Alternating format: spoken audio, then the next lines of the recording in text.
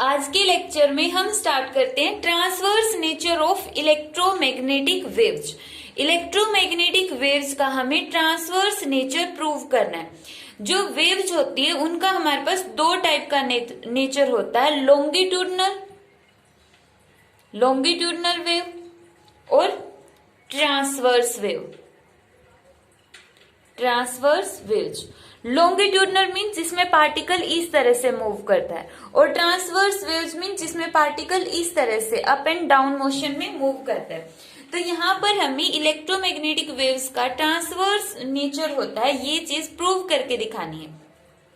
अब जो electromagnetic wave जो होती हैं वो किस किस से बनी हुई है? Electric field and magnetic field से बनी हुई है। और जो इलेक्ट्रोमैग्नेटिक वेव्स है ईएम वेव, वो क्या है? एक ट्रैवलिंग वेव है। ट्रैवलिंग वेव ये हम अपने प्रीवियस लेक्चर में स्टडी कर चुके हैं कि जो इलेक्ट्रोमैग्नेटिक वेव्स होती है वो ट्रैवलिंग वेव्स होती है। इलेक्ट्रोमैग्नेटिक वेव्स इस तरह से आगे की तरफ मूव करती है और उसके ऊपर इलेक्ट्रिक फील्ड का कंपोनेंट इस तरफ से होता है और मैग्नेटिक फील्ड इस तरह से। वेव जैसे जैसे आगे की तरफ मूव कर रही है, इलेक्ट्रिक फील्ड वाला कंपोनेंट ऐसे जा रहा है और मैग्नेटिक फील्ड वाला इस तरह से जा रहा है। तो इलेक्ट्रोमैग्नेटिक वेव्स एक ट्रैवलिंग वेव है। तो इसके अंदर जो इलेक्ट्रिक फील्ड है उसको हम किस तरह से रिप्रेजेंट करेंगे? मान लेते हैं कि जो ये इलेक्ट्रोमैग्नेटिक वेव है वो एक्स एक्सिस के अलोंग मूव कर रही है। तो हम +1 क्लास में ट्रैवलिंग वेव की इक्वेशन पढ़ चुके हैं कि इलेक्ट्रिक फील्ड का कंपोनेंट किसके इक्वल होगा? E0 sine of kx minus omega t, जहां पर k की वैल्यू कितनी होती थी? 2 pi by lambda x minus 2 pi by t. ये हमारे पास इलेक्ट्रिक फील्ड की फॉर्म में जब हम किसी भी इलेक्ट्रोमैग्नेटिक वेव को रिप्रेजेंट करते हैं तो उसके अंदर जो इलेक्ट्रिक फील्ड होती है उसको हम इस तरह से दिखाते हैं। और जो मैग्नेटिक फील्ड की इक्वेशन होगी इलेक्ट्रोमैग्नेटिक वेव्स के अंदर वो होगी B0 sine of 2 pi by lambda x minus 2 pi by t. ये हो गई मैग्नेटिक फील्ड की इक्वेशन। मैग्नेटिक फील्ड का कंपोनेंट बोल सकते हो ईएम वेव्स के अंदर। अब जो ये इलेक्ट्रोमैग्नेटिक वेव है वो ट्रैवलिंग नेचर की है। अब ट्रैवलिंग नेचर की है तो हम मान लेते हैं कि जो इलेक्ट्रोमैग्नेटिक वेव्स है वो अलोंग एक्स एक्सिस है, एक्स एक्सिस के अलोंग वो मूव कर रही है। अब अगर वेव एक्स एक्सिस के अलोंग मूव कर रही है तो उसका इलेक्ट्रिक फील्ड और मैग्नेटिक फील्ड इस एक्स एक्सिस के ऊपर क्या होंगे? परपेंडिकुलर होंगे। यही चीज हमें प्रूव करके दिखानी है कि जो इलेक्ट्रिक फील्ड है वो इलेक्ट्रोमैग्नेटिक वेव की प्रोपेगेशन के ऊपर परपेंडिकुलर होता है। कि अगर वेव इस तरह से जा रही है, ईएम वेव की डायरेक्शन इस तरह से, तो इलेक्ट्रिक फील्ड इस तरह से इसके ऊपर परपेंडिकुलर होगी। ये पॉइंट हमें प्रूव करके दिखाना है। तो सबसे पहले इसके लिए हमने मान लिया कि इलेक्ट्रोमैग्नेटिक वेव्स एक्स एक्सिस के अलोंग मूव कर रही है। तो अब यहाँ पर इस पॉइंट को प्रूव करने के लिए हमने क्यूब कंसीडर की और ये जो क्यूब है इसके faces x axis, y axis और जेड एक्सिस के पैरेलल में है। मींस जैसे ये वाला फेस है हमारा फर्स्ट फेस और सेकंड फेस, ये दोनों आपस में पैरेलल में है। ये वाला फेस पूरा का पूरा और ये वाला फेस आपस में पैरेलल में। अब एक ये टॉप फेस और ये इसका बॉटम फेस, ये आपस में पैरेलल में बने हुए हैं। तो इस तरह से हमने एक क्यूब कंसीडर की 3D के अंदर एक्स वाई जेड एक्सिस के अंदर हमने एक क्यूब ड्रॉ कर ली है। इसमें मान लिया कि जो इलेक्ट्रोमैग्नेटिक वेव्स है वो इस तरह से एक्स एक्सिस के अलोंग निकल गई है। अब इलेक्ट्रोमैग्नेटिक वेव्स की डायरेक्शन अगर एक्स एक्सिस के अलोंग है तो मान लेते हैं कि हमें प्रूव तो ये करना है कि जो इलेक्ट्रिक फील्ड है वो परपेंडिकुलर होगी एक्स एक्सिस के, क्योंकि एक्स एक्सिस में इलेक्ट्रोमैग्नेटिक वेव्स है। तो इन डायरेक्टली हम ये बोल रहे हैं कि इलेक्ट्रिक फील्ड परपेंडिकुलर होगी इलेक्ट्रोमैग्नेटिक वेव्स के। अगर ये पॉइंट हमने प्रूव कर दिया कि इलेक्ट्रिक फील्ड इलेक्ट्रोमैग्नेटिक वेव के परपेंडिकुलर है तो हमने उसका ट्रांसवर्स नेचर प्रूव कर दिया। क्योंकि ट्रांसवर्स नेचर में जो इलेक्ट्रिक फील्ड है वो डायरेक्शन ऑफ प्रोपेगेशन के परपेंडिकुलर होती है। तो यहाँ पर हमें मेन पॉइंट क्या है, इस टॉपिक का जो मेन पॉइंट है वो यही है कि इलेक्ट्रिक फील्ड को प्रूव करो कि इलेक्ट्रोमैग्नेटिक वेव के परपेंडिकुलर में है। अब इलेक्ट्रिक फील्ड इलेक्ट्रोमैग्नेटिक वेव के परपेंडिकुलर है, means electric field x axis के परपेंडिकुलर है, क्योंकि इलेक्ट्रोमैग्नेटिक वेव्स तो एक्स एक्सिस के अलोंग मूव कर रही है।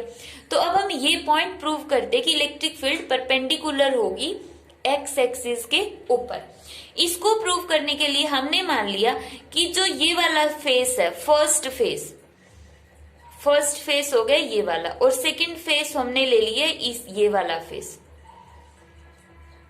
Electric field E1 first face से एंटर करती है और E2 electric field second face से एग्जिट कर गई। ठीक है, अभी तक हमें नहीं पता ये E1 और E2 इक्वल है या नहीं है।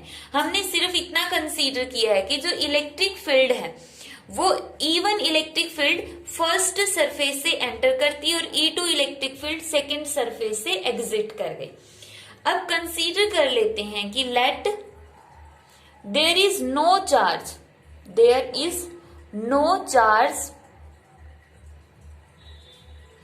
इन दिस क्यूब। इस क्यूब के अंदर कोई चार्ज नहीं है, मींस क्यू किसके इक्वल है, 0 के इक्वल है। अगर क्यू 0 के इक्वल है then according to Gauss theorem क्या होगा, then according to Gauss theorem की डेफिनेशन क्या होती है, E dot ds is equal to q by epsilon naught. अब कोई चार्ज ही नहीं है तो चार्ज की जगह कितना आ गया, 0। तो इसका मतलब यहाँ पे टोटल इलेक्ट्रिक फील्ड कितनी आ गई सरफेस के अंदर, 0 इलेक्ट्रिक फील्ड होगी पूरे सरफेस में, मीन्स इस पूरी क्यूब के अंदर, पूरे क्यूब में इलेक्ट्रिक फील्ड कितनी होगी, 0 होगी।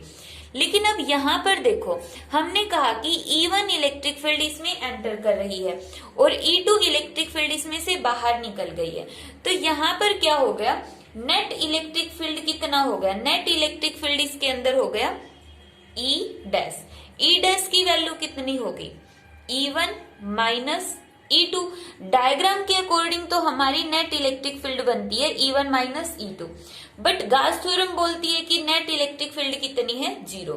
तो इसका मतलब यहाँ पर E1 माइनस E2 किसके इक्वल आ गया, 0 के इक्वल।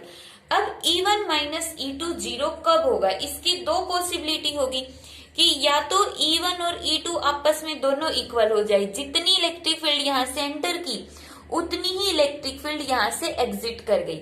मींस ये जो इलेक्ट्रिक फील्ड है ये पैरेलल डायरेक्शन में ली है हमने E2 एक्स एक्सिस के पैरेलल में हमने इलेक्ट्रिक फील्ड कंसीडर कर ली। क्यों ली है पैरेलल में, क्योंकि देखो हम प्रूव करना चाहते हैं कि इलेक्ट्रिक फील्ड एक्स एक्सिस के परपेंडिकुलर है। अब हम परपेंडिकुलर तो प्रूव करना चाहते हैं ना, तो इसके लिए मान लेते हैं कि एक्स एक्सिस के परपेंडिकुलर नहीं है, वो एक्स एक्सिस के पैरेलल में है। तो पैरेलल में हमने इसीलिए लिए ताकि हम ये प्रूव कर सकें कि वो एक्स एक्सिस के पैरेलल में नहीं परपेंडिकुलर में होती है। इसीलिए हमने पहले से रोंग कंसीडर करके चले हैं कि electric field is parallel to x axis. तो E1 is equal to E2 होगा, या फिर क्या पॉसिबिलिटी है कि E1 भी 0 हो और E2 भी 0 हो, यही पॉसिबिलिटी होगी। तो तभी ये वाली टर्म है 0 बन सकती कि या तो ये दोनों आपस में इक्वल हो जाए या दोनों की दोनों अलग अलग से 0 हो जाए, तभी इन दोनों का डिफरेंस 0 आएगा। अब अगर इलेक्ट्रिक फील्ड ये वाली इक्वल है तो इसका मतलब यहाँ पे कंक्लूजन क्या निकल गया कि इलेक्ट्रिक फील्ड इज स्टैटिक। अब अगर E1 की वैल्यू इलेक्ट्रिक फील्ड यहाँ से जितनी एंटर की इतनी यहाँ से निकल गई, तो इसका मतलब तो ये हो गया ना इलेक्ट्रिक फील्ड स्टैटिक है, मतलब इलेक्ट्रिक फील्ड कांस्टेंट है। अब अगर इलेक्ट्रिक फील्ड कांस्टेंट है, वो स्टैटिक इलेक्ट्रिक फील्ड है, तो वो इलेक्ट्रोमैग्नेटिक वेव को कभी भी प्रोड्यूस नहीं कर सकती है। स्टैटिक इलेक्ट्रिक फील्ड कभी भी, जो इलेक्ट्रिक फील्ड स्टैटिक होगी वो इलेक्ट्रोमैग्नेटिक वेव्स को प्रोड्यूस नहीं कर सकती है।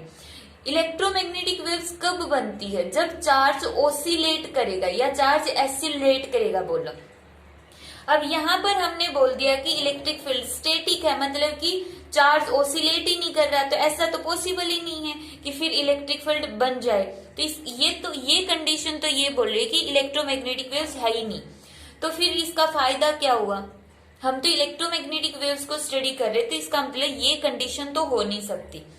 E1 और E2 की दोनों वैल्यू पॉसिबल नहीं है, क्योंकि अगर ऐसा पॉसिबल हो जाता है तो इनडायरेक्टली हम ये बोल रहे हैं कि एक चार्ज है जो स्टेटिक है और वो इलेक्ट्रोमैग्नेटिक वेव्स बना रहा है, जबकि चार्ज जब ऑसिलेट करता है तभी इलेक्ट्रोमैग्नेटिक वेव्स बनती है।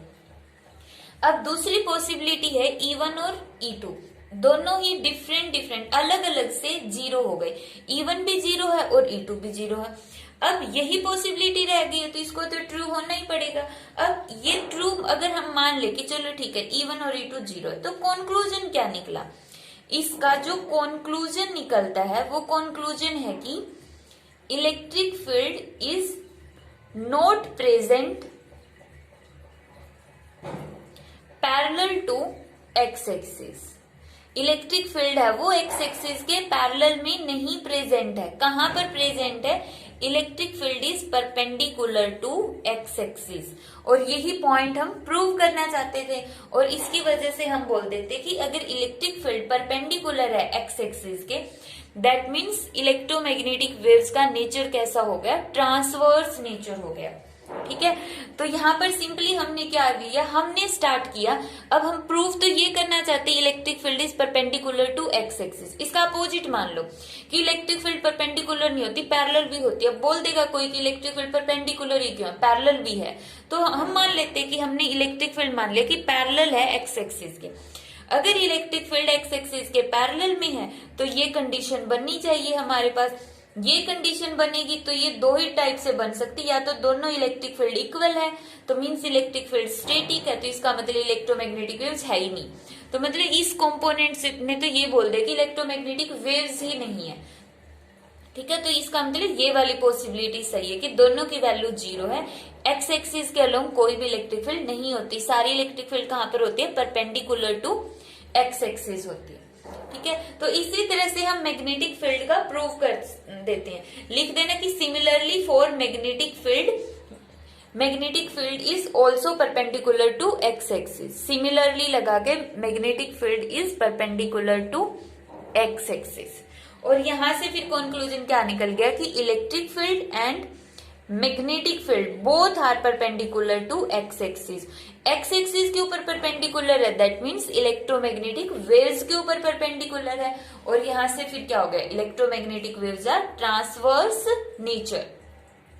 तो यहां से ये हमने स्टडी किया कि electromagnetic waves transverse in nature कैसे होती है। नेक्स्ट लेक्चर में हम स्टडी करेंगे कि इलेक्ट्रोमैग्नेटिक वेव्स के अंदर इलेक्ट्रिक फील्ड ने कितनी एनर्जी दी है और मैग्नेटिक फील्ड ने कितनी एनर्जी दी है। क्या दोनों की एनर्जी सेम है या दोनों की एनर्जी डिफरेंट है?